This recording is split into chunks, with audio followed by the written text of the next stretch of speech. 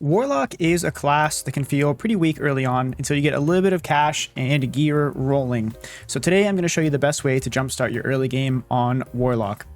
I'm going to start on a fresh level 1 character just to show you guys that you really don't need anything at all to get this going.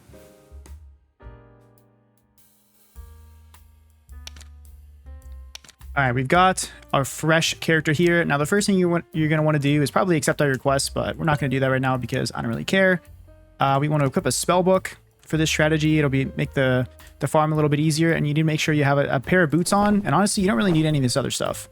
I think best early gear is probably just the adventure tunic and boots, because movement speed is actually more important than anything else.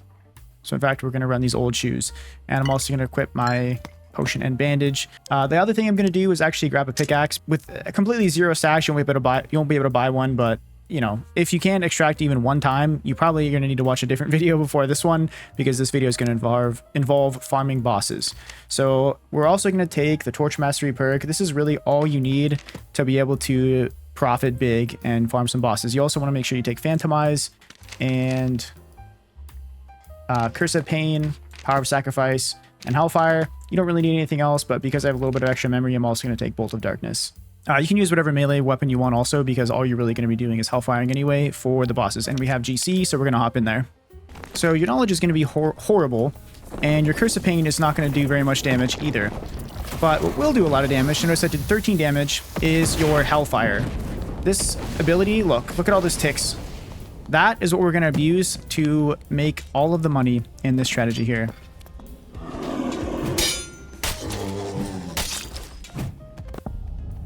So, if you think about the Goblin Caves layout as like a grid, the bosses are located at 2, 2, and 4, 4 as like a 5x5 grid. So what we're doing right now is we're just going to be rushing the boss and not really farming anything. You can just break the doors like this with Hellfire and not even worry about getting hit even a couple times, because you'll heal right back up off the boss instantly. So just path right to the boss. You can just run past everything. If you're not comfortable doing that, you can also fight stuff. But again, we're in like Squire gear, so like, what does it matter? If you die, the worst that happens is you miss your timer and have to wait for the Goblin Caves to come back up. So we head in here, and in general, I like to have both boss doors open just because Phantomize is a very good escape tool. And if somebody does start harassing you, it's nice to be able to dip out the other side.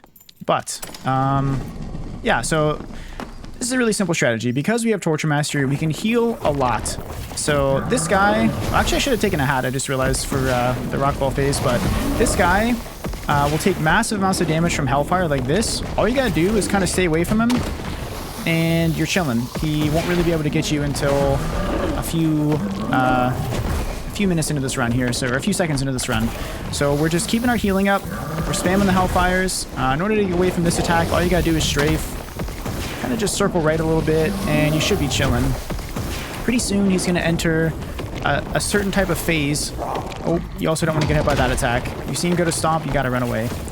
But yeah, there's a lot of guys out there on how to do Cyclops. I'm not really going to go over all of it here, but just if you kind of pay attention, you'll see how much damage I'm actually doing. Like, he's about to rockfall any second now.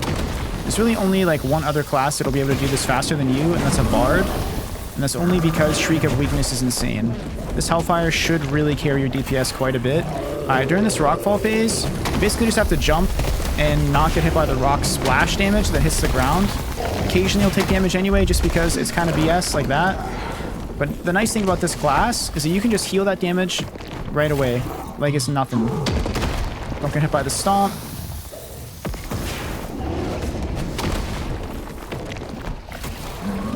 Keep your curses rolling, and you've got absolutely nothing to worry about. Just keep your distance, kind of circle right slightly, and he can't do anything. Alright, if you get blinded, you can die if you're not careful, but... Oh, okay, we got Rockfall while blind. Nice. About to test me here. Easy. He should phase in about 2 Hellfires. If you don't get a good lineup, it'll take 3. But that's why this is so good. Like, you really aren't going to be beat out naked by any class. And look at this. We're like 2 minutes into the run. Cyclops is already dead. So you do want to kind of loot him up. All right, we got some nice stuff, actually. I'm not going to wear that because it's too slow. But you could honestly just run straight to Troll from here if you wanted to. But I kind of like to at least open this marvelous chest because it can have some nice stuff. You know, especially if you're naked. Getting like a nice pair of pants, for example, can help you just a bit with your clear. Last time I checked, these are going for about 100 gold. It might actually be more now. So like we got a couple early game upgrades here. A little bit of gold. But we're actually not going to dwell here because I have other plans. You could also open this, but we'll get that later probably. So we're just going to run straight to the troll. Another thing that makes this like pretty much the best class for this is you can just break these doors on your way there like it's nothing. Just aim at the top corner, as long as you have a spell book, aim at the top right corner, and you can be on your way. Even heal up off of mobs as you go. I wouldn't curse too much stuff because it will follow you. Like if you hurt a mob, it'll follow you and won't like de-aggro. So it's kind of just going to follow you all the way into the troll room. And if you're not super good at troll, having an extra mob there could really mess you up. So Skelly Champ is gone already. That's a pretty dangerous enemy to have following you around. But we don't care. Excuse me. But we don't care because he is effed off. So we just go troll. If there's someone here, there's someone here. It is what it is. Again, I haven't really gained anything, so I haven't lost anything either if I die. Sometimes it's nice to get a little bit of light in here. And honestly, I think the troll is slightly harder than the Cyclops, just because he has a couple more attacks that can throw you off. Or basically because if you do get hit, you're pretty much just dead. So we're going to just space a little bit here. You don't have to heal as much here because, again, pretty much just one-shots you or you live. For this attack, you kind of just strafe out of the cone.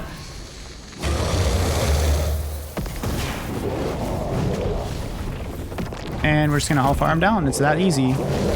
Kind of just circle left this time instead of right. There's another scream. I almost want to get hit just so I show you you can just like easily get around this. Boom. Normally this is like death. It's like a 50-50 if he swings low or high.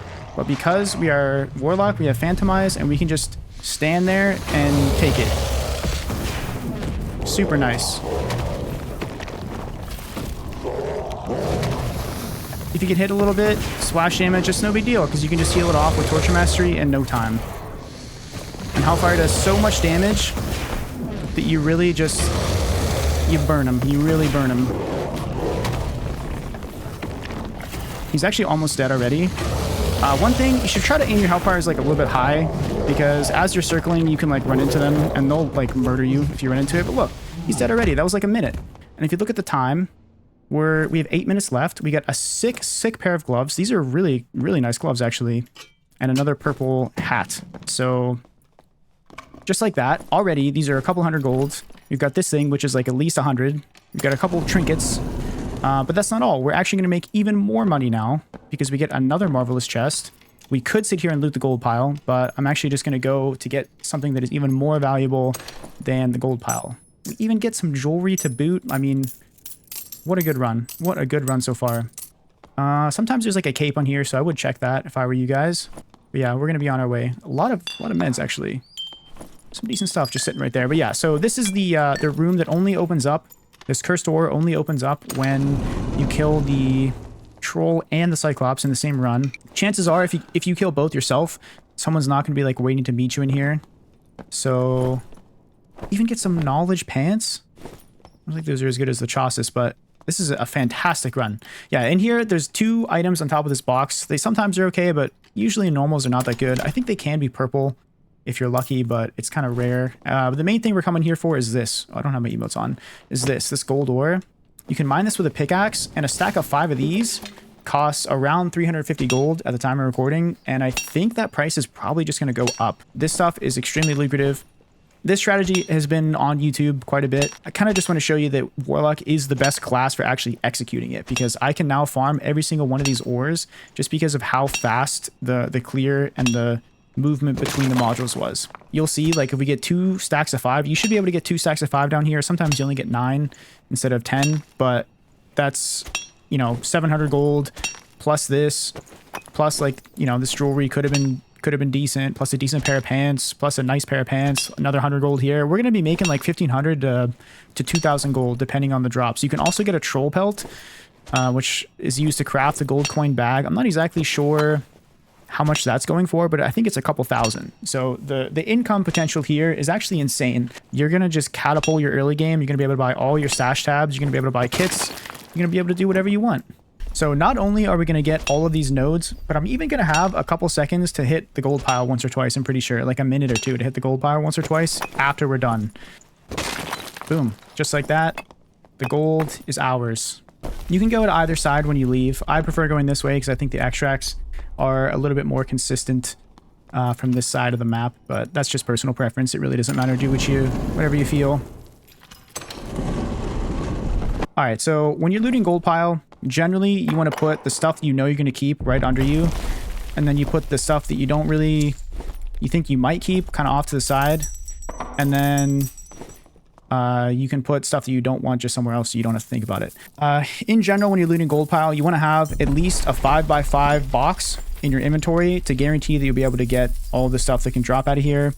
This is actually less important in normals because you can't get stuff like artifacts or the gold coin chest, so it's just a little bit of a tip. It's good to get into a nice habit of getting a 5x5 area in your inventory in order to guarantee that you don't miss out on any nice drops.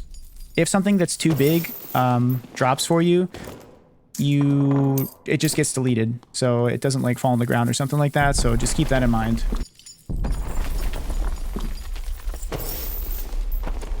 All right, we've got a decent amount of stuff, so I'm just gonna call it there. I don't want to overstay my welcome, and there's another reason that I'm okay to leave early as well. There's a couple more spaces in my inventory, but I'm not gonna greed too hard for it because on our way out there's actually a pretty decent loot spot as well that we're gonna take a drive by of just right here. This I don't think is very good, but it's a purple, so it'll sell at least for a decent amount to the vendor. That's why I kept this. It'll sell for more than like a white or gray golden bowl, I'm pretty sure. So this is my extract of choice. You can go whatever way you want to. It's preference. But this place has good loot in it also, so...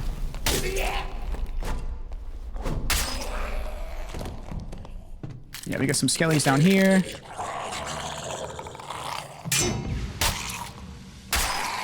Take care of the skellies. Miss.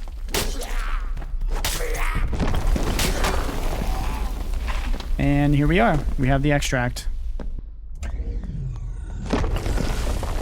And just because I can, I'm gonna snag this extra lion's head. I mean, it's here. I got some time left. I have Phantomize and get out anytime I want to. So we might as well greed a little bit now. Smaller treasures are worth more to the vendor and in the AP system than larger ones are. So if I were you, I would try to avoid stuff like this and try to go for more of the smaller ones if you can. All right, this is just fine with me. I'm just gonna get out. 20 seconds left. Piece of cake. Great run. So I'm not gonna have access to the market on this guy, but I also, by the way, got all the way to level 5. So this strategy also even gives you decent XP. So that's how strong what we're doing here is. Look at the profit from this run. 280. Epic riveted gloves with agility and dexterity are like, I mean, they're not as good as these ones, but they're like 700 gold. So those are 700 gold gloves on top of the Cyclops rags. 170. Top of the pants. 200 gold. On top of the gold ore, which is selling for 360 per stack. Oh, I forgot about these other loose trousers. This is another 200 gold, at least. At level 1 with absolutely nothing but the Squire gear. Some other things, if you really wanted to optimize this, you'd probably take Elf so you could run a little bit faster. And I would run, actually probably the perks that I had just there, but I'd probably run this. I'd probably run Torture Mastery, Vampirism, Curse Mastery, Dark Reflection, Phantomize, Spell Memory with, not these, with these right here, these spells. And that's about it.